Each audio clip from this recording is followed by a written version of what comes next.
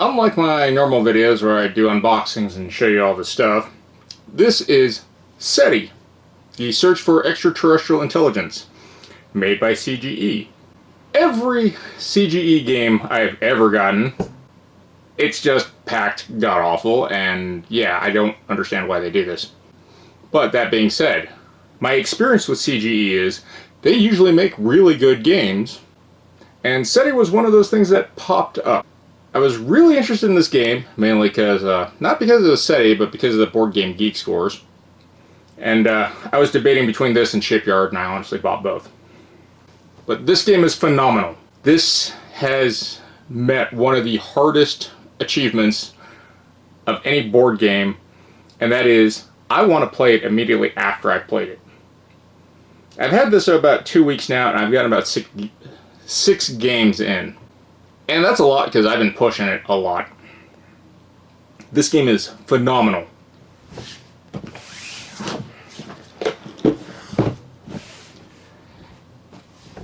It is definitely a table hog, and the layout isn't as intuitive as I'd like. But this game is, well, some people call it a point salad, and it's kind of a point salad. But this game rewards a lot of playing directly to your strengths and goals of what you want to do. And at first glance, it seems overly complex. But the game also fits that niche of, there's a lot of things to do, and it is a complex game, but the game is actually simple. It's deceptively simple. So I played this game with 3 different groups, teaching and getting done between anywhere between 2 to 4 players. This game is done in about 2.5 to 3 hours. It is actually very good on the time frame of the play, 40 minutes. Without teaching, this definitely could be 40 minutes per player with setup included. Even though setup seems really chaotic, once you understand how the game works and played it a few times, the game is super easy. And the design is brilliant. Tomas Holek, I hope I'm saying that right because I screw up names all the time. Hell, I screw up words all the time. Did a very good job with this. The theme, and this is another thing I have to praise highly with SETI, thematically the game works and it doesn't interrupt or destroy game mechanics or balance. I really like this game. Very well thought out, very well designed. As far as how CGE does crap, they just love doing that. I've actually pulled out the tokens and the 2 decks because they don't really fit in the box, but they make the box uneven.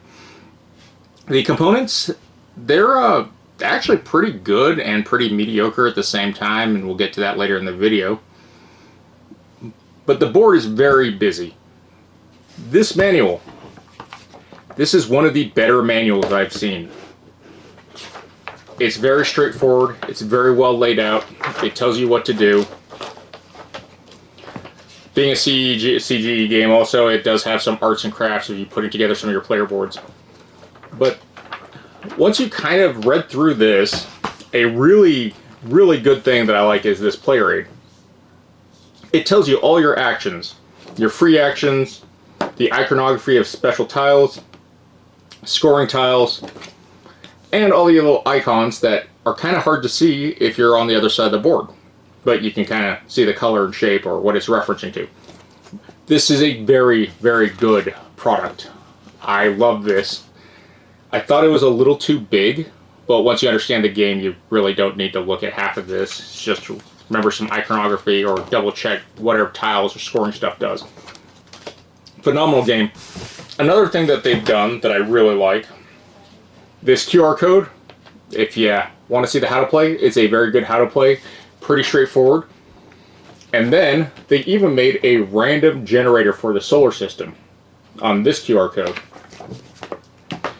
They didn't have to do that. Honestly, I don't think it's that critical, but other people really like it because it spins like a roulette wheel and sets everything up. But it's a nice touch to add for free. They didn't charge anything extra for it. It's phenomenal. Let's get to what the game looks like.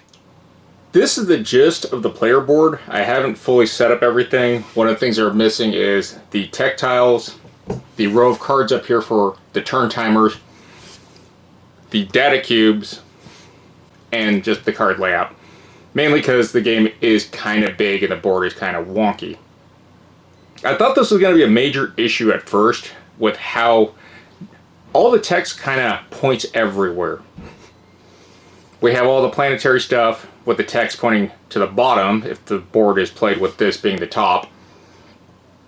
And it seems kind of convoluted. At first I thought, like I said, it was going to be a big deal. It actually isn't. It's fairly easy to do. I kind of like it because you kind of know what planets there are. This being round, very easy to figure out. One of the things that someone suggested I do is get a white or yellow LED and put in this little sun. And the sun, it literally holds together all these tracks.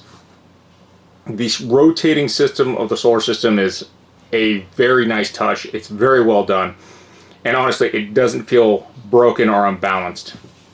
Having these rings with your data that you can basically pull up and rearrange gives a lot of variety. And honestly, I don't think you can start with the same combination. I don't know the mathematical odds on it, but I don't think it's going to be possible to repeat multiple game throughs of the same startup. And every time I've played this game, it has come out different. The results are very just all over the place, and I like that. I like it because it keeps the game fresh.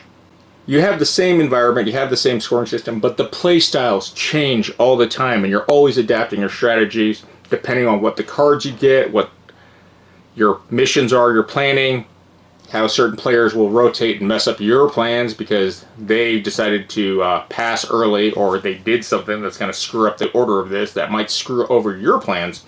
The game is extremely action tight. The efficiency of what you do is critical to winning this game. But I've also noticed players in the lead, and I mean 1 to 2 players, 2 games I've had score within 5 points. Other games within 15 points.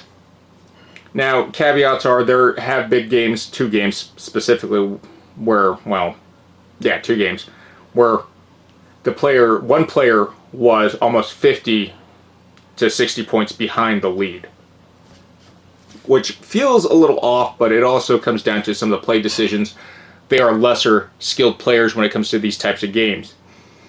But people who understand this and get really competitive with it, a 5-point difference, especially at like 2 to 6, I know it's a third, so that might be a skewed statistics, but the rest of the games have been 4. It falls into that very well balanced game mode. This game keeps you heavily invested because you can rebound points if you've planned it properly. There have been games where people have had almost an 80-point lead, or they were at 80 points and I was at 50. And I was able to make that difference up in a turn. That is an amazing thing to do, where it's always a close, tight-knit race and you always feel invested. Depending on your attitude of like, well, I'm down 30 points, I'm not going to catch up, this game actually fixes that if you can plan it, depending on what you're going after for points. Like this moon right here is 26 points. If you can pull this off, that can give you a huge lead. Other things are like these alien techs. When you unlock these, they give you huge bonuses. I've heard some people say they're a trap, and they may be. But certain ones like this, 25 points for doing that. You do have to meet some squirrely objectives. But phenomenal. The variety in gameplay. Also, I forgot to mention that these alien boards, there's 5 alien boards, and only 2 of the 5 will be used every game. So that's part of the other randomizing. I think this is just a brilliant design. I really thought this was gimmicky, but it does serve a very good function and it works well. The cutouts are a little odd just because of how they align. And there's a thing about it will be pushing your probes all over the place. And I like that idea too, just because it gives you the bonuses and penalties when you're pushed onto them, even if you did it on purpose or not. The art's really good, and this is another thing that I took astronomy when I was in college. I passed it, I got a pretty good grade, and it was Astronomy 101. But some of the texts I understand and know from astronomy, and it reminded me of a useless thing I learned almost like 10 years ago. But I thought it was a really fun throwback if anyone like is an amateur astronomer or is wanting to learn. This is fun. it's really neat to kind of touch back with it. The idea of sending out signals, which is what these little slots are for, they're for what the data points. These blue tokens that actually have binary on them. I don't know what the binary is, and that's not shown up very well. But it is double-sided with different binary codes. One person tried to decipher it, said it's a T. These data points are really crucial to how game design works. It is one of the things you get, but it also is probably the most efficient just because when you collect data, you put it in this little pool, you fill up this track, it gives you extra abilities. But the main thing is, if you win these sectors, it's going to give you that red alien tech, which you can put here to score and start scoring massive points. By going after these, it gives you these, which will let you do this action, which will give you the blue icon, that lets you place here and score those points. Really neat system. Everything is valuable in this game, nothing is not valuable. The design of the cards are actually probably the most brilliant thing about the game. So here we have a card. You will notice that there is a symbol in the upper left hand corner, there is a symbol in the upper right hand corner, there is a symbol at the bottom right hand corner, and there's a symbol in the middle, and then we have text and what this does. Cards can be pitched as a free action to get whatever resources in the upper left hand corner. Very, very friendly design. These icons on the upper right hand corner, these are sectors. You will have card effects that are going to tell you mainly through this action right here, this symbol, and the iconography is fairly simple once if you read the thing. This will let you scan any sector that matches a card in the market row, and that card is discarded, and you can collect data off that. Every time you scan, you'll be able to do 2 sectors.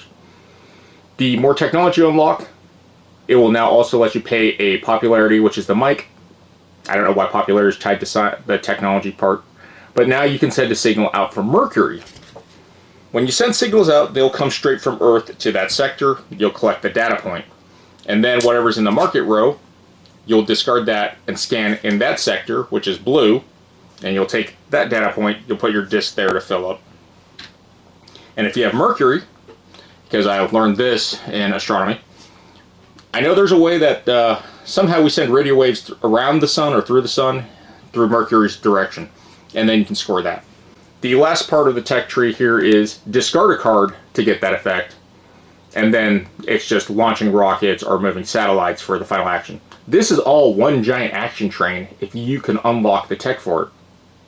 Starting it only does 2, but in the future, very, very handy. The iconography of hexagons. Hexagons reinforce what is an action. So if you don't know it's an action, you only get 1 action a turn, but you can do as many free actions on your turn.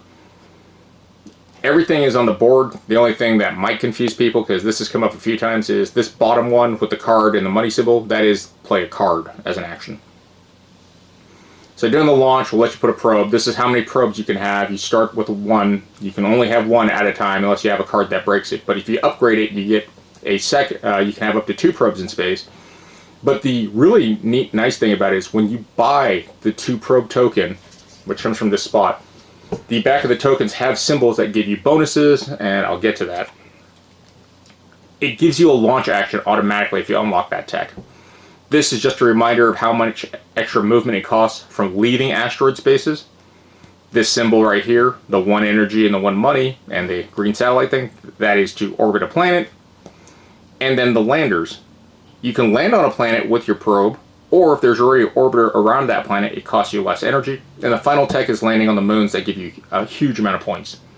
If you kind of notice, there's these dots, this 1, 2, 3, 4 dot. These tiles have to be put in order, and you can only have 1 of them. The blue tiles, these data tiles, and where you put your data, and you start unlocking and getting more abilities, like here, if you put here, you'll get a popularity.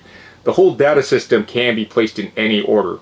The only caveat is if there's already a data cube and you put a tile there, you're not going to get the reward from the tile because technically the data was already there, and it has to be filled left to right.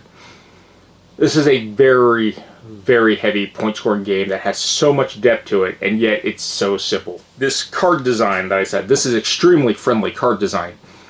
Every resource is very tight in this game. Being allowed to pitch expensive cards to get something out of it, or you can pitch 2 of any same resources, cards included, to get 1 resource, makes this a very friendly system. The balance of this is the cards are more action efficient, but the cards cost more money. Energy is used to move around and do a lot of other actions. And then the other thing about this is putting this under, when you resource this, you will immediately collect that resource, and then during the income step, you will collect all the resources that are depicted, which I'll get to. One of the things I didn't think was a big deal, but a lot of people really like this idea, the first player token, they told me is very accurate on the shadowing of the moon. And I was like, okay, I don't remember that, but honestly I don't pay attention to the moon a lot. A lot of very thoughtful things put in here.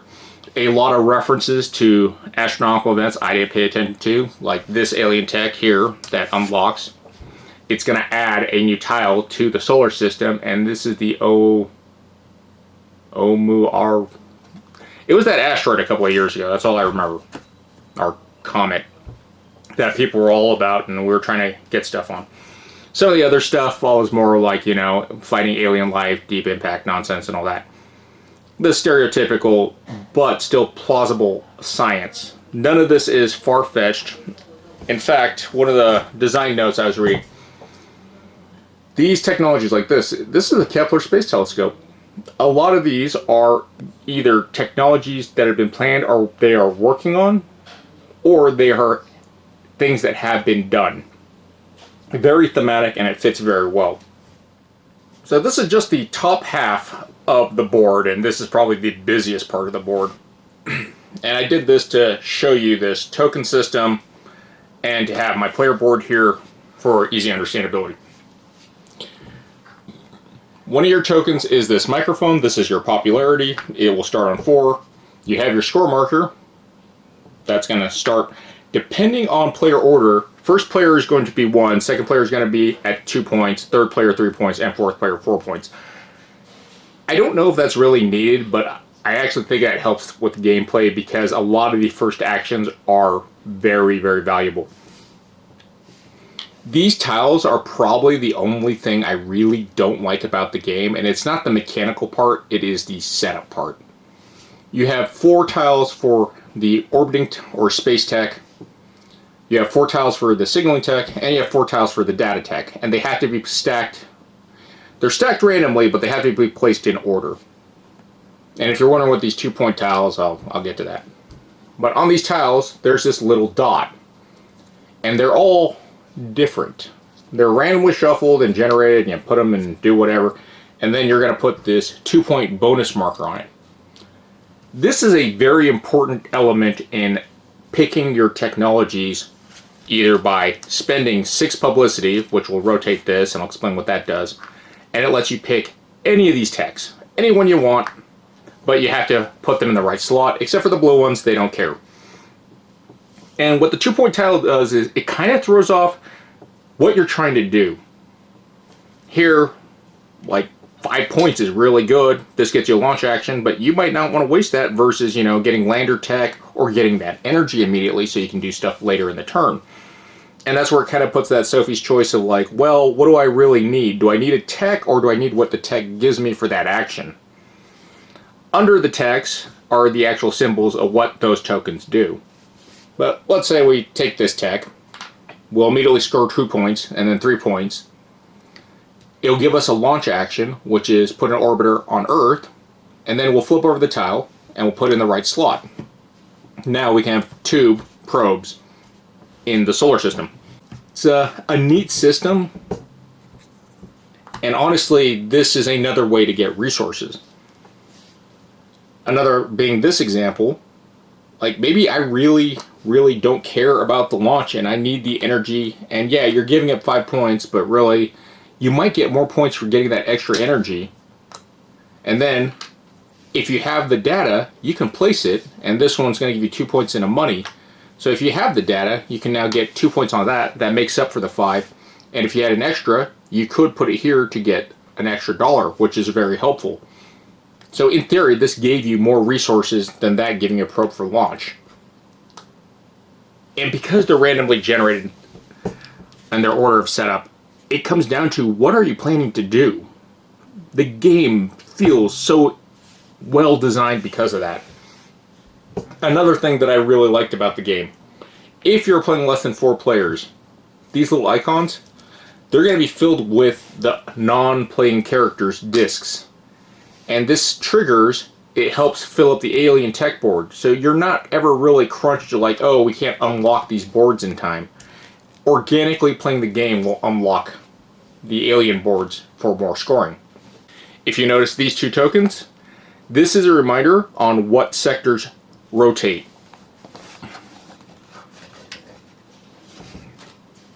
And it comes with our handy dandy solar system here. So they are color coded. We have yellow. So the first rotation, the yellow will rotate. And then it'll rotate to orange. Orange will rotate. And then finally, blue rotates the whole thing. And it just repeats that cycle. It's a good system. This is your turn tracker. The first person to pass gets to do the rotate action, and then they'll put the disc over here, and they will get a choice of 4 of these cards. And again, none of the cards are good or bad because they can be used for anything.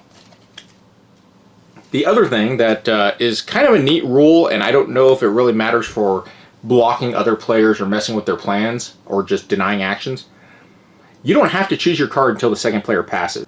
So if you pass early and you're watching the game state and you're figuring out what people are trying to do, you can kind of rob them of card that's very helpful. You're going to get, for each of these stacks, the 4 stacks, it's player count plus 1. And then the 5th doesn't have anything because at the end of the 5th round you're going to do scoring. The scoring system is really neat with these bonus gold tiles. So you're going to score basically whatever your missions are, the game state is. You're going to score these bonus tiles depending on whatever their objective is, and it's very well laid out in the reference card. And these are double-sided. First player gets to pick any spot. Obviously you pick the highest spot, and the second player picks, and then the last 2 spots. You can never have multiple discs in the same spot. It's a brilliant system that flows very well. Some of the iconography, like I said, it's a little bit hard to read in the corners, but if you have your reference card and it's too far away to see, you can kind of catch up to it. This data system I find amazing. The efficiency of how the data, just in that example I used earlier, if you had enough data cubes, because you can have up to 6 data cubes in here. You don't have to put them in, but you cannot have. But as a free action on your turn, you can start filling this. So if you plan this right, especially if you clear out your data, you can start filling up more and getting extra bonuses. This action is really important because this is the resource action, which allows you to take a card and put it under your base. You'll immediately collect that resource, and then during generation, you will gain how many resources of the card stacked under. It is a very clever system, and it's very intuitive and works well. As far as the starting card bases, I don't know what else to call them, everyone gets the same thing. It's just a color preference. The only X factor is going to be that resource action. Out of the 5 cards you get, you're going to resource that 1 card and then shuffle it or place it under here and collect that resource. And that's the only thing that's going to mess up the X factor of the game. And honestly, resourcing cards, it can be good or bad. A lot of the times it's like, do I want to resource this card that I plan on using, but I really want to start upping my energy, my income, or card generation? Game is very user-friendly.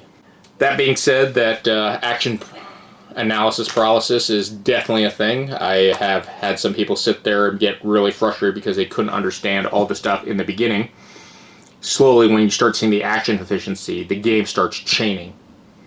Other things that get people riled up is, like I said, the twisting of the solar system definitely ruins people's days. The systems that are in place in this game, such as rotating, and this is where I got to the whole point. When you launch, by doing the launch action, you'll put there free actions. Now you can spend energy to move orthogonally, you can't move diagonally. To leave an asteroid space, you got to pay 2 extra movement. And then we get to this comment, we gain a popularity. That can all be done on the single launch action as long as you have the energy or cards that you can pitch, because some of the icons on the cards, such as this, lets you move a probe. Very user-friendly that you can get away with it. And you can have, so far when you start, 1 unless you have a card that breaks it, or 2 if you've unlocked the tech. When the systems rotate, it is going to knock satellites, probes, across, and you'll collect those rewards, or you'll collect those penalties. So now it's going to cost me extra energy to get out of here. But this might have been part of my plan, because on the future rotation, and if I can get someone to trigger it, it might move me there. There's a lot of scheming and planning here that may or may not pull off, and most of the time I've noticed in this game it doesn't pull off very well, because I expect it to get ruined. Other things you can do, like I said, when you do the signal action, you'll signal out to the sector which Earth is facing, which here we have Kepler 23, or 22. You will take a disk, place it in the spot, take the data, and put it in your data bank. As long as it's not full, it doesn't mess with the free action system. There are ways to gain data on your opponent's turn. It's rare, but it's happened. Another very interesting system is this. You'll notice this 2 point. When you take the second data spot, you will get 2 points. So it's kind of bad going first, but kind of a necessity. But why do this? Well, data is really important, as I've said. But the other thing is, if you win the sector, you'll put your disc and you'll put it on this open spot, and that's why these discs cover up whoever gets there first. They get that bonus. It's a one-time bonus.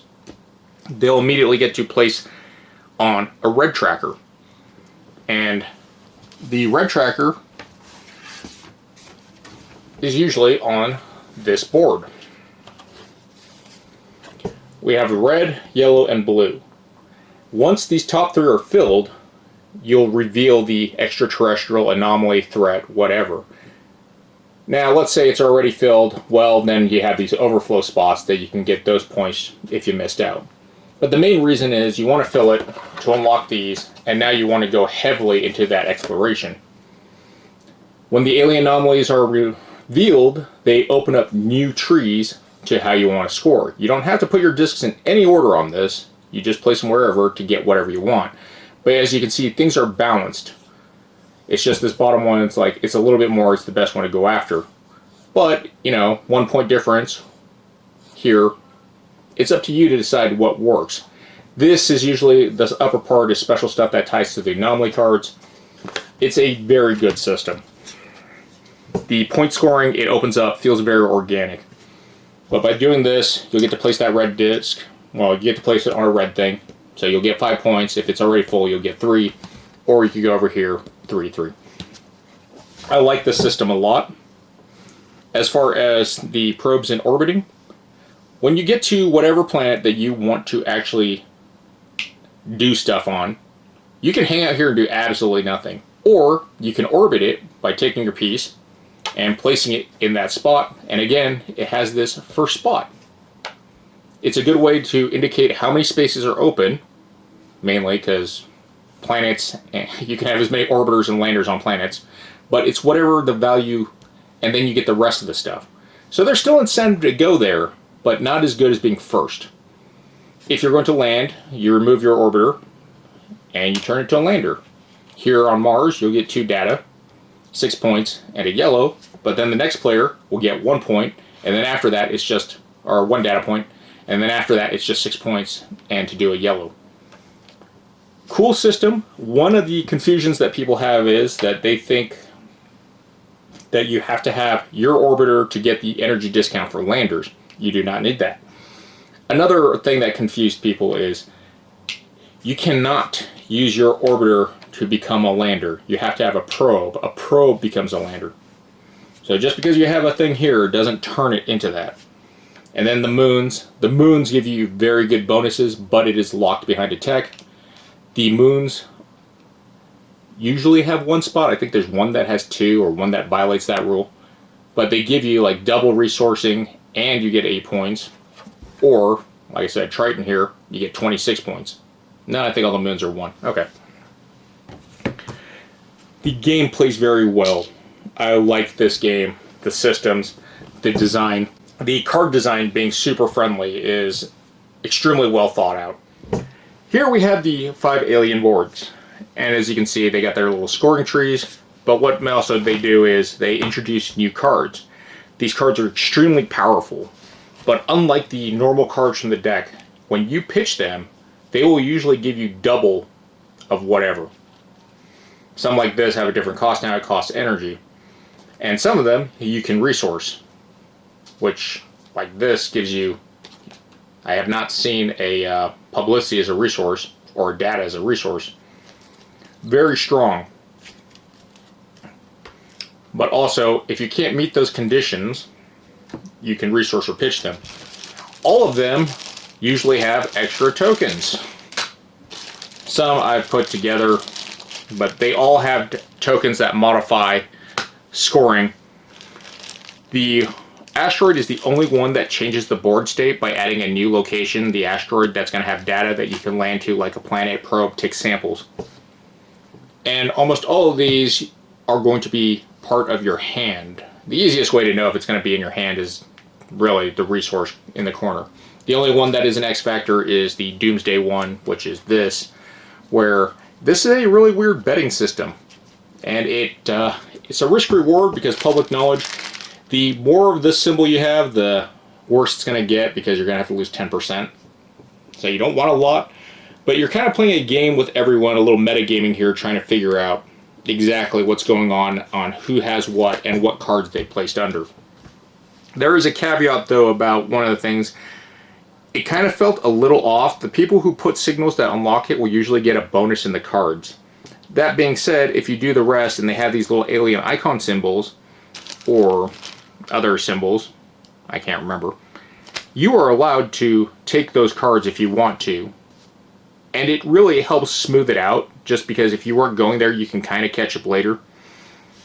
The asteroid one being the 25 point, this was a really important one because of I could fill up everything else to catch up.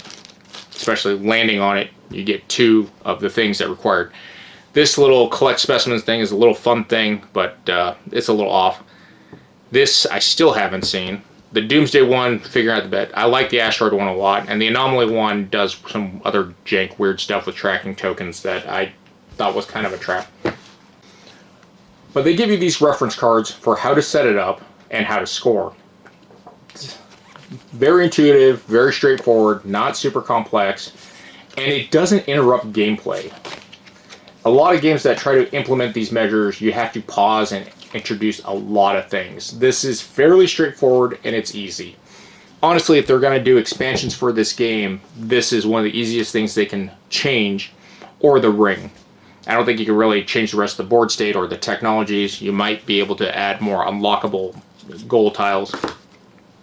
Maybe give some more components, because it doesn't feel like there is enough. One game I played, we ran out of these for one player because they were busy putting signals everywhere, but they weren't clearing anything out. The orbiters, I don't know, getting 7 out is pretty hard. But one of the components I know that it's limited on that I kind of had an issue with is money tokens. There are more energy tokens than money tokens, it seems. And, I mean, it's hard to generate money. Money and energy are 2 of the resources that are very hard to generate. But it just kind of felt like there wasn't enough money tokens, so I've been using poker chips. Overall, I find this game amazing, well thought out, friendly designed. It is complex enough to keep people interested, but it's not so complex that people's eyes are going to glaze over and get confused.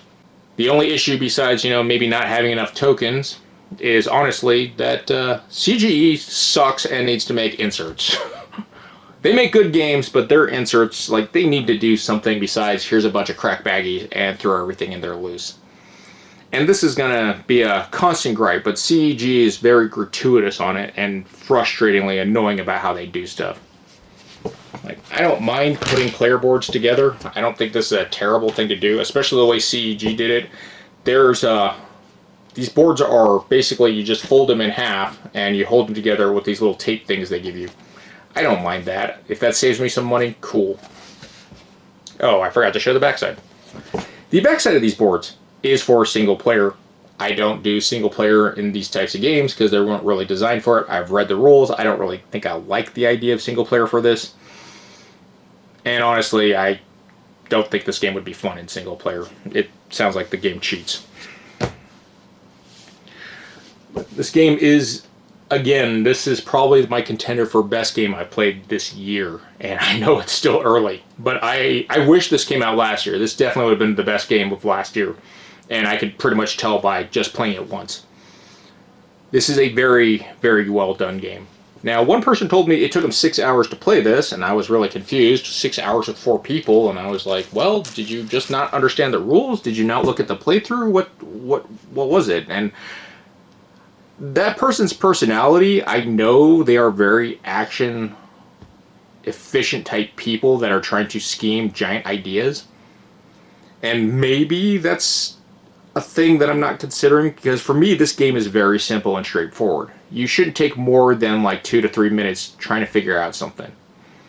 If you are, you really need to figure out more plans. And if you're the type of person that has invested all your stuff on the rotating system, well, there's your problem, because it's not going to go to plan. You can kind of get people to do what you want to do and manipulate some things, but honestly, it's best to go straight for it before it gets messed up. But there are people that think they're Machiavelli level schemers, and I don't know. But at the end of the day, those plans usually don't work out. What would I rate SETI? This is literally a prime rib or Delmonico for me. I love this game. It's a well done game. The components are good. The only gripes are really just, I wish it stored better and the tokens, were kind of more efficient to put out. But everything about it, I think, is really good. Now, I've seen this game retail between $100 and $60. I really don't remember what the real MSRP of this game is. I'll have to look that up. But I was able to get this for about $60. And for $60, this is a phenomenal game. It doesn't take a lot of setup, doesn't take a lot of time. And honestly, I wish more game designers would go for this, where the quantity of stuff, the substance, actually has value.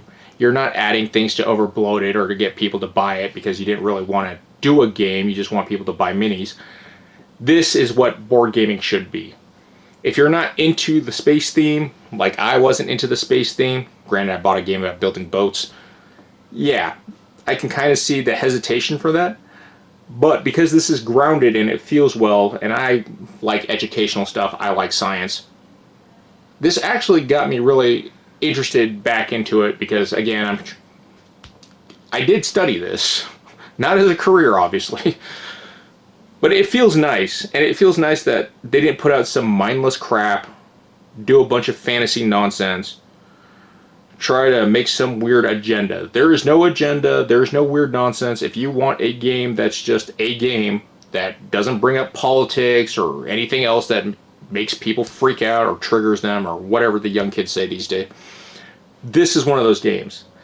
This game, everyone who's played it, no one ever felt disinterested when they were losing. They always felt like, and by seeing how you can rebound, it makes people want to play better.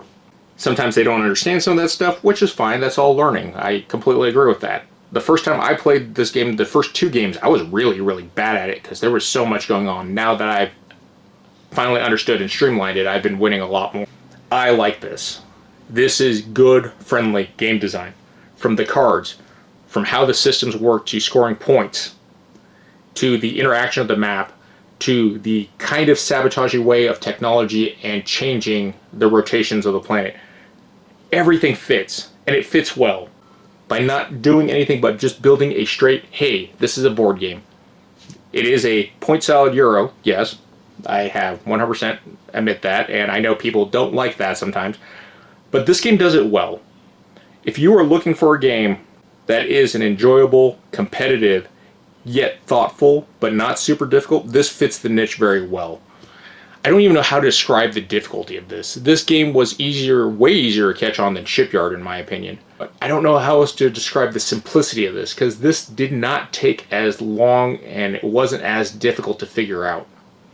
It's not like me playing other games where I have to figure out my moves and plot this, or get people to do something for me. This game feels easier than Brass, and people say Brass is really hard, and I'm like, okay, I don't think Brass is hard. So my bias is on what's a difficult board game.